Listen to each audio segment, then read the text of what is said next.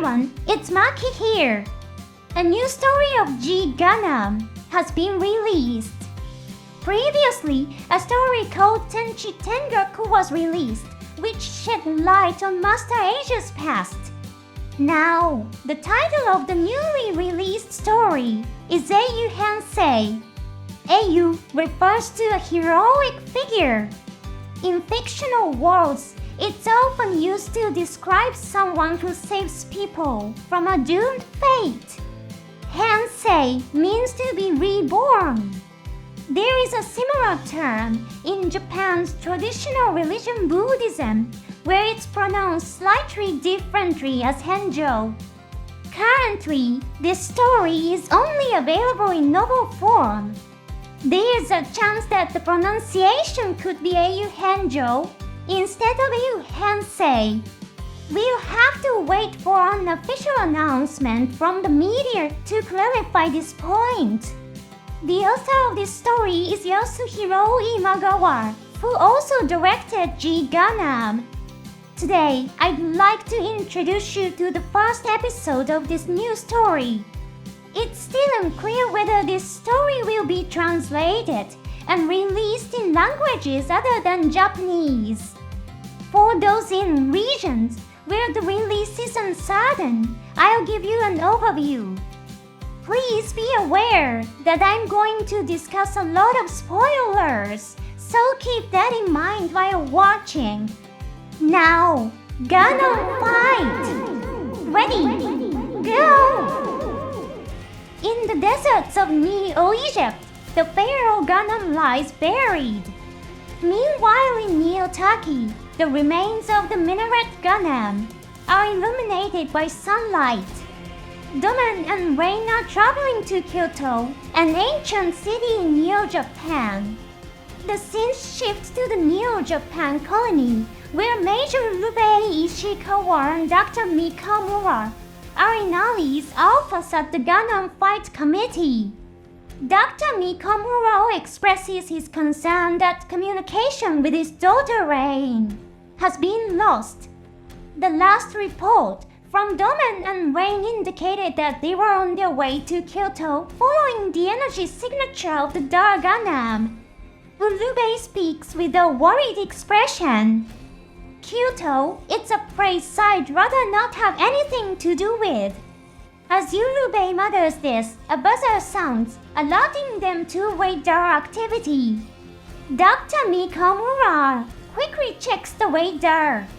It turns out that the radar has picked up the beginning of a mobile fighter battle. The battle is being fought by a mobile fighter from New Germany. In the ruined city of Kyoto, a massive battleship begins its bombardment. With thunderous booms, the city is destroyed, debris flying everywhere as a massive hovering land battleship emerges from the clouds of dust. The battleship is called the Bismarck, a powerful asset of Neo Germany. The commander of Neo Germany orders the deployment of the support Gundam soldiers. The soldiers are ordered to capture the target. The commander adds, it doesn't matter if the target takes some damage. The support Gundam soldiers run with their weapons raised, but suddenly one of their heads is destroyed, rendering it useless in battle. Startled by the sound, the other support Gundam soldiers open fire. However, in the next instant, their guns are cut in half and explode. One of the soldiers raises a knife, but his arm is grabbed and ripped from his shoulder. More of the support Gundam soldiers fire, wildly in panic. Then one of them is pinned down by a mysterious mobile fighter. The mysterious mobile fighter commands the Neo-German soldiers, "Don't move!" The mysterious mobile fighter forces the support Gundam soldier's arms to move, making him aim his gun. The support Gundam soldier's gun is pointed at the Bismarck battleship, and the shot is fired. The Neo German commander is furious as the bullet lands dangerously close to the command center. Abandoning your duty as a Gundam fighter and rebelling against our support crew is unforgivable, the commander shouts, ordering the battleship's cannons to fire. The mysterious mobile fighter immediately leaves the scene. The cannon hits the support Gundam soldier, causing a massive explosion. The commander's anger does not subside, and he orders an all-out attack by the entire army. A large number of soldier Gundams begin to descend from the sky with parachutes. On the ground, a large number of marching soldier Gundams advance. Standing in their way is the Shadow Gundam. It wears a protective cloak, coat military uniform shield, and drags a coffin in which its weapons are stored. Although the Shadow Gundam is heavily damaged, it shows no intention of retreating. Pulling a large machine gun from the coffin, the Shadow Gundam fights back against the new German army. It destroys enemies who dodge its gunfire with brace attached to its arms. It captures enemies with an iron net and swings them around to crash into others. Throwing a barrage of missile grunts, it wipes out more enemies. Finally, he uses his ultimate technique Storm and Drum to annihilate a large number of enemies. Terrified by the Shadow Gundam's incredible fighting prowess, the commander orders the use of the 777mm cannon. His subordinates warn him that using such a large weapon would destroy their own soldiers as well. They also remind him that the capture of the Shadow Gundam is a key mission and that using the 777mm cannon would destroy it as well. However, the commander insists on putting his own safety first and orders the attack. The giant shell sets the entire area ablaze. The commander, reassured by the weapon's devastating power, wears a satisfied expression, but suddenly the Shadow Gundam appears right in front of him. The Gundam fighter, Schwarz Bruder, shouts in anger, his face twisted in rage. How dare you deceive me! Just as the Shadow Gundam is about to strike the command center of the battleship, a massive earthquake occurs. A massive pair of pincers erupts from the ground, impaling the battleship and easily destroying the new German soldier Gundams. Schwartz's face fills with terror. In front of them stands the Dark Gundam. Its cockpit remains open, revealing Kill G. Suddenly, a voice speaks to Schwartz. You saw that, then you must die. Schwartz notices a figure standing on the shoulder of the Dark Gundam. It is none other than Master Asia. The scene cuts to Domen and Rain. They are in Kyoto, but far from the battlefield. Suddenly, the sound of a massive explosion echoes through the air. The two quickly board the coal lander and head towards the source of the sound. When they arrive at the site of the explosion, they are shocked to find a massive number of destroyed mobile suits. The wreckage of the battleship Bismarck is spiked into the ground, like a towering monument. Just then, they receive a message from Dr. Mikamura. Rain sends pictures of Kyoto to Urube and Dr. Mikamura. Seeing the devastation of Kyoto, Urube and Dr. Mikamura are disheartened.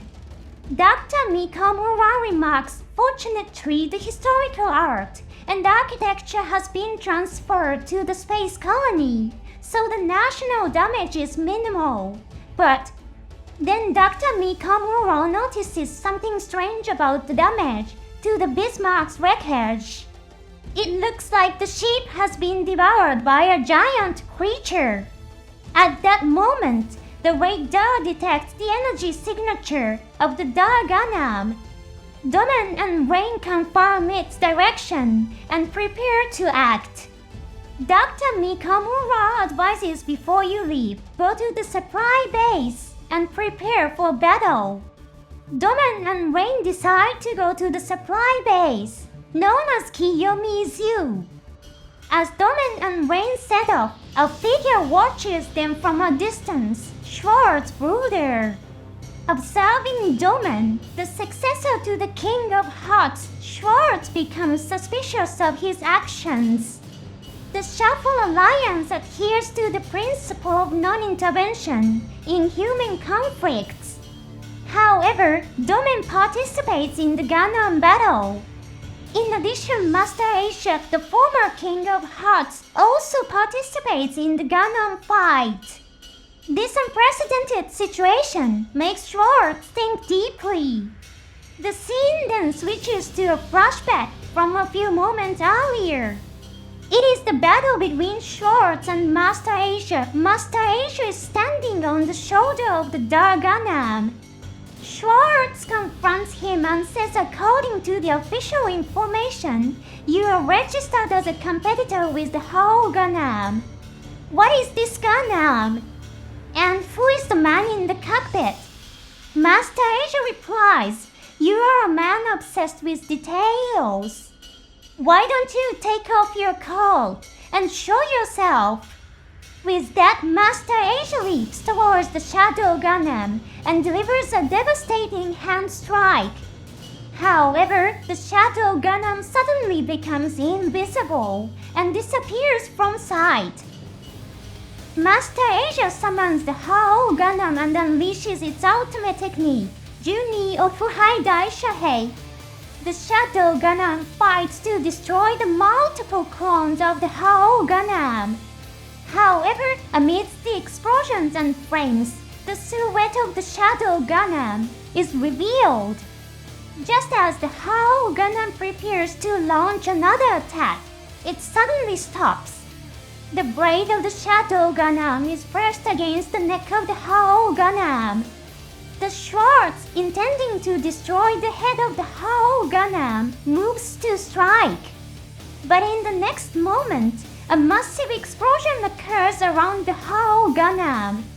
Master Asia remarks with a calm expression, you are quite a formidable opponent. That's why I had to defeat you in one blow. However, I never thought that you'd force me to use a self-destruct technique. The whole Gundam trampled the remains of the Shadow Gundam.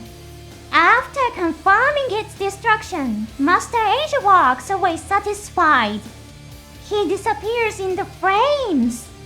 The shadow of the whole Gundam, reflected in the fire, begins to warp grotesquely. Eventually, the shadow takes the form of the Master Gundam. After Master Asia leaves, the Shadow Gundam reappears. Schwartz whispers, German ninjutsu and Jionojutsu. Using a technique to hide from his enemy, Schwartz had managed to avoid Master Asia's deadly attack. Schwartz is investigating the wreckage of the battleship Bismarck. He opens the ship's armory and tries to gather some equipment. Suddenly, the radar picks up a signal. Schwartz detects what appears to be a life sign and begins to search through the debris scattered around the city. He finds a survivor in the wreckage and begins a rescue operation, shouting urgently as he works to save he. But Schwartz freezes in shock. The person he is rescuing has lost everything below the waist. Even more disturbing is the sight of sinister machinery protruding from the exposed wounds on the man's torso. The badly injured man moans in pain. Schwartz is stunned by the unbelievable scene. Then he realizes that the person he rescued is the same man he just saw in the cockpit of the massive Gundam. The man Schwartz has saved is none other than Kyoji Koshu. And with that, the first episode comes to an end. It seems that the new story will revolve around Schwarz Bruder and the Shadow Gundam. I'm also really curious about the new equipment for the Shadow Gundam. The shield shaped like a military coat, the massive machine gun, and the giant coffin all sound so intriguing.